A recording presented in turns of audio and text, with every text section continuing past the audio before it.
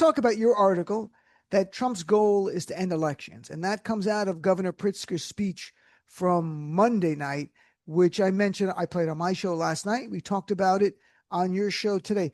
Tell people a little bit about how likely you think that is, and how does he use the military to prevent the elections?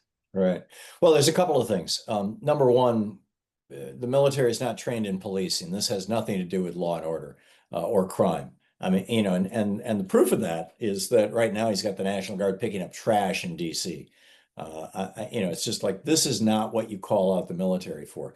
But the one thing the military is good at is crowd control, which leads us to the second point, which is what is the number one thing in countries around the world that are suffering from a transition or experiencing a transition from democracy to autocracy? What is the number one thing that gets millions of people out in the streets?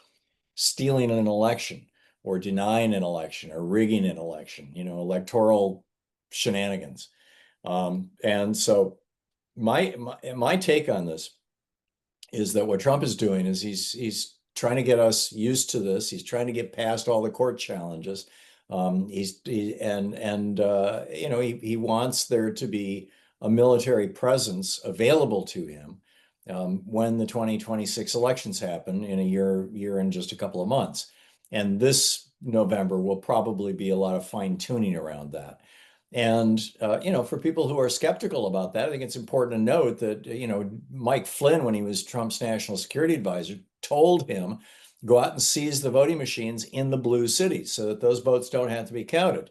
And, if you can, or presumably so those votes don't have to be counted, if you could knock out Los Angeles and San Francisco, you can turn California red. If you can knock out Chicago, you can turn Illinois red. If you can knock out Dallas and Houston, you'll never have another challenge in Texas.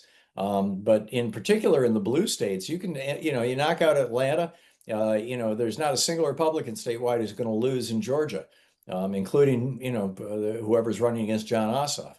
So it looks to me like he's preparing to do what he tried to do, what he discussed doing, what his advisors wanted him to do in 2020, including when he asked Mark Milley, the chairman of the Joint Chiefs of Staff, when they went out and did their upside down Bible photo op in Lafayette Square, and there were protesters there, and he demanded that Mark Milley have the troops shoot at the protesters. He said, just shoot them in the legs. Come on, you can do that.